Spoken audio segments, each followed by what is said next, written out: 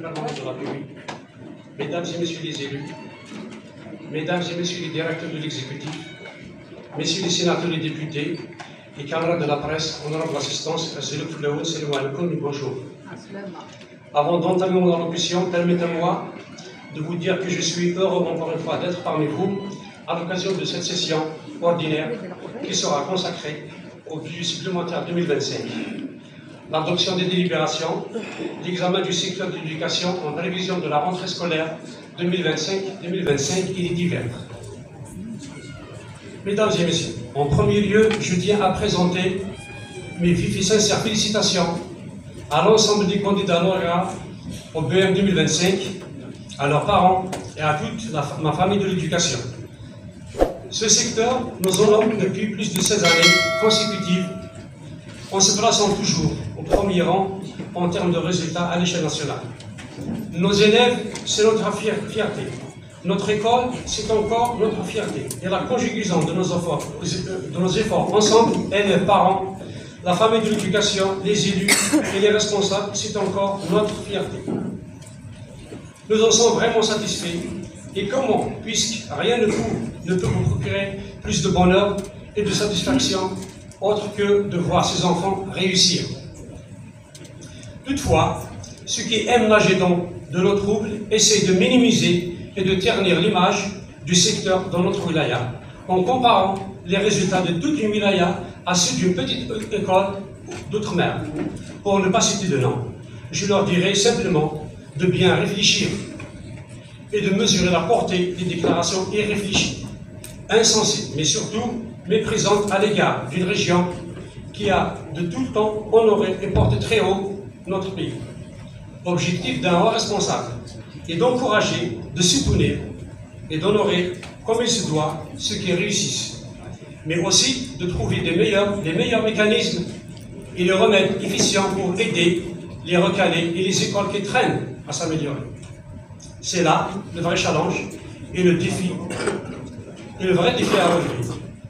Aujourd'hui, la présentation d'un point de situation sur le secteur de l'éducation est prévue à l'ordre du jour.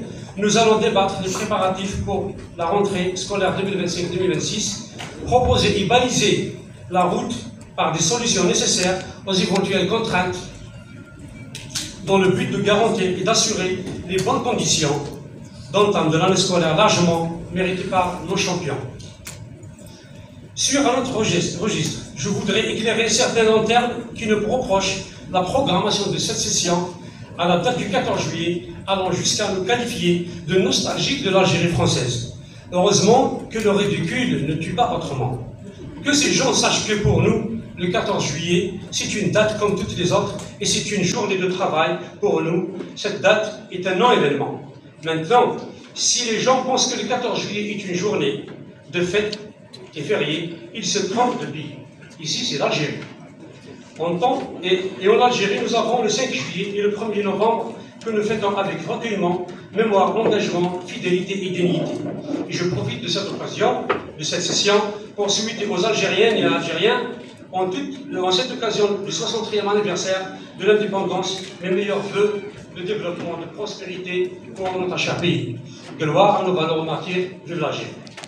Mesdames et Messieurs, concernant le budget supplémentaire de l'année 2025, je dirais simplement qu'il est maigre et insuffisant pour amorcer le développement de notre wilaya. Ce budget ne suffirait même pas à prendre en charge les doléances d'une seule commune et nous avons 67 communes. Tout le monde sait que nous avons du retard multidimensionnel. Les raisons sont connues de tous. Qu'attend-on pour lancer un plan spécial ou un plan de rattrapage pour redresser la barre et mettre à niveau notre wilaya? Les hautes autorités du pays sont interpellées afin de faire le nécessaire pour parer à cet état des lieux des plus dommageables et qui nous traînent vers le bas. Les manques sont nombreux et se comptent par des centaines dans tous les secteurs. Nous ne devons plus nous suffire d'observer la scène sans rien faire. Nous avons besoin de financement conséquent. Nous avons besoin de financement conséquent pour mener cette wilaya qui est un grand chantier ouvert ou presque tout à faire ou à refaire dans plusieurs cas. Tous les secteurs sont en souffrance. Cela ne doit pas être une fatalité, bien au contraire, il nous faut retrousser nos manches et aux autorités compétentes de développer l'argent nécessaire et suffisant pour enfin voir la roue du développement se dégripper pour obtenir la relance économique à Tizi-Ouzou. Autrement dit, concrétiser le programme complémentaire décidé par les hautes autorités du pays, tant attendu par les citoyens et les citoyens de notre wilaya. Les moyens humains existent, les compétences existent, il faut y mettre les outils de réalisation et les moyens matériels pour atteindre l'objectif, celui-ci du développement, celui du développement de la wilaya et du bien-être du citoyen, garant de la cohésion, de l'unité et de la paix sociale. Merci de m'avoir écouté.